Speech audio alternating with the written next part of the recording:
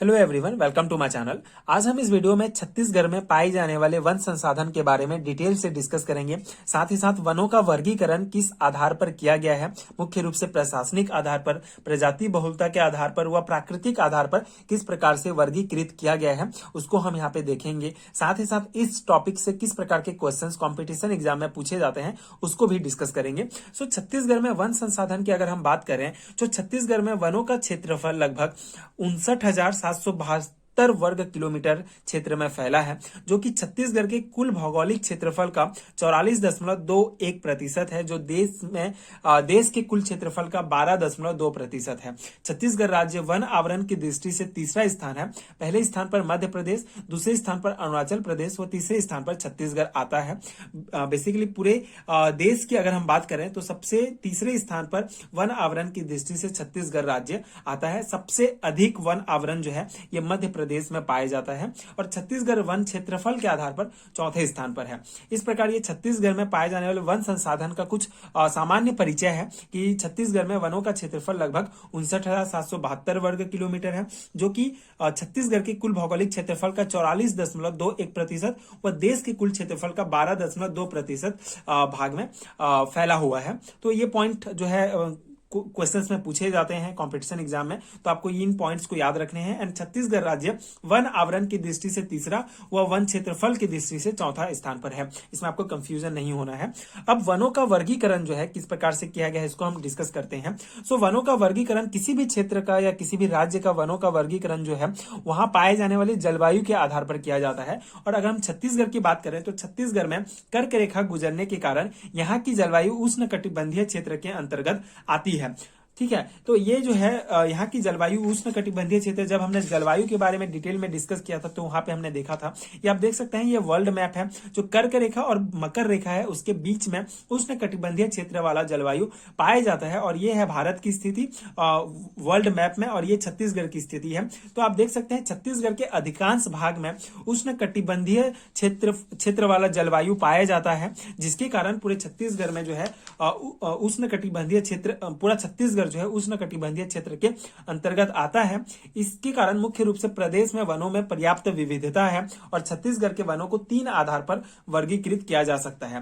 पहला है प्रशासनिक आधार पर। सो राज्य के वनों को प्रशासनिक या प्रबंधन एवं संरक्षण के आधार पर वनों को निम्नलिखित 3 वर्गों में वर्गीकृत किया गया है: आरक्षित वन, संरक्षित वन व अवर्गीकृत वन। तो आरक्षित वन क्या है?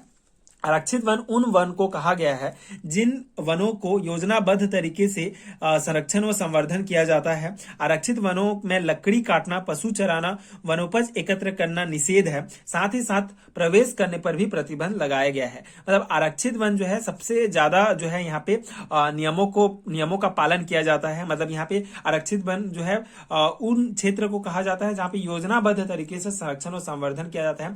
किसी भी प्रकार की जो है यहाँ तक कि मानव का भी जो है यहाँ पे जाना जो है प्रतिबंध है। किसी भी प्रकार के लकड़ी काटना, पशु चराना, वनोपज एकत्र करना यहाँ पर जो है अलाउ नहीं है। इसी प्रकार संरक्षित वन की अगर हम बात करें तो उन वनों को कहा गया है जिनका संरक्षण राज्य सरकार स्थानीय समितियों के माध्यम से करती है। यहाँ पर लकड़ी काटना, पशु चराना प्रतिबंध है, किंतु सूखी लकड़ी या वनोपज एकत्र करने के लिए राज्य सरकार की अनुमति लेकर किया जा सकता है। इसी प्रकार अवर्गीकृत वन जिनका संरक्षण कोई नहीं करता है, इन वनों पर पूर्णतः स्वतंत्रता होती है। इन वनों की मात्रा छत्तीसगढ़ में बहुत कम है। इस प्रकार प्रशासनिक आधार पर छत्तीसगढ़ को 3 वर्गों में वर्गीकृत किया गया है: आरक्षित, संरक्षित व अवर्गीकृत वर्ग।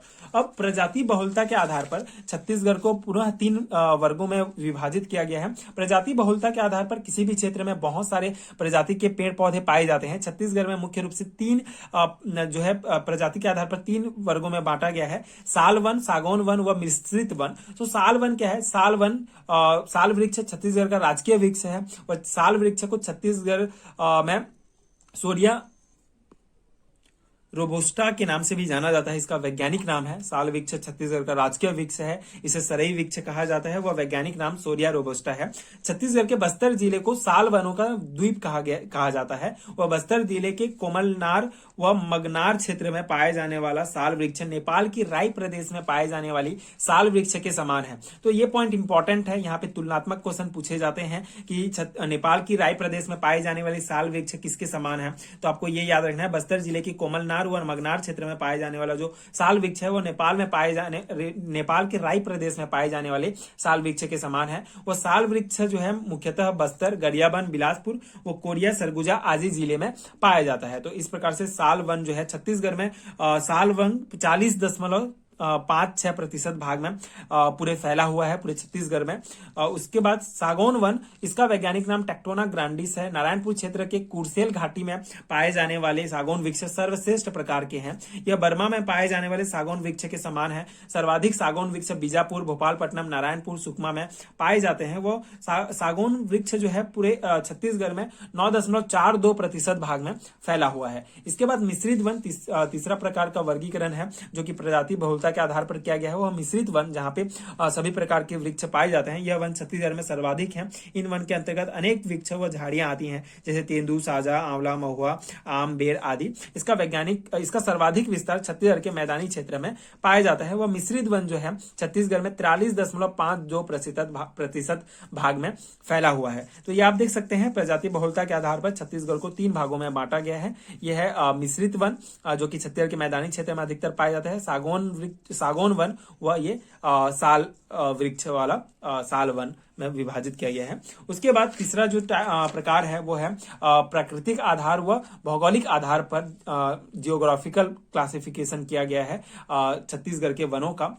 प्रदेश के वनों का प्राकृतिक आधार पर वर्गीकरण सर्वप्रथम सन 1968 में चैंपियन एवं सेठ नामक व्यक्तियों द्वारा किया गया। इसका वर्गीकरण इन्होंने अपनी प्रसिद्ध पुस्तक a revised survey of the forest type of India में उल्लेख किया है। इस प्रकार प्रदेश में विद्यमान 10 प्रकार के प्रजातियों को प्राकृतिक आधार पर निम्नांकित 2 वर्गों में विभाजित किया है, जो निम्न है। पहला है उष्णकटिबंधीय आर्द्र पर्णपाती वन, जिन क्षेत्रों में 100 से 150 सेंटीमीटर वर्षा होती है वह क्षेत्र आर्द्र पर्णपाती वन कहलाती है। यह पूरे छत्तीसगढ़ में 47.69% भाग में पाया जाता है। इस क्षेत्र में साल और सागौन वृक्ष आते हैं मुख्य रूप से।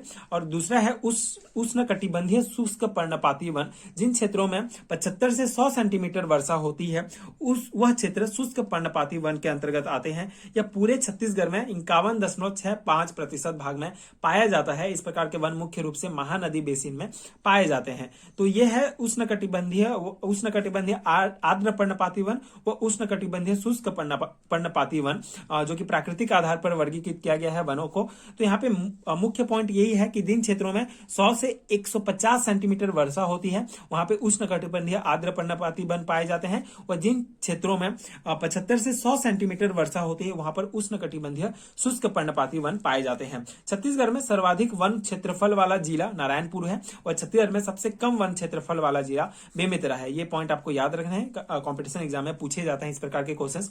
तो यहाँ पे हमने इस टॉपिक से रिलेटेड जितने भी इंपॉर्टेंट पॉइंट हैं सभी मैंने डिस्कस किया है। यहीं से आपके क्वेश्चंस बनते हैं, पूछे जाते हैं। तो आपको इसको जो है ध्यान रखने हैं। आपके अपने नोट्स में भी आप इसको कवर कर सकते हैं। इसके अलावा अगर आपको पीडीएफ नोट चाहिए तो आपको नीचे लिंक मिलेगा डिस्क्रिप्शन बॉक्स में, आप वहां से पीडीएफ भी डाउनलोड कर सकते हैं। तो ये था इस टॉपिक का एनालिसिस। आई होप कि आपको समझ में आया होगा और आपके एग्जाम प्रिपरेशन के लिए हेल्पफुल हुआ होगा। आगे की वीडियोस देखने के लिए प्लीज चैनल के साथ जुड़े रहिए। प्लीज सपोर्ट कीजिए, like share and subscribe to my channel, and thank you so much for watching.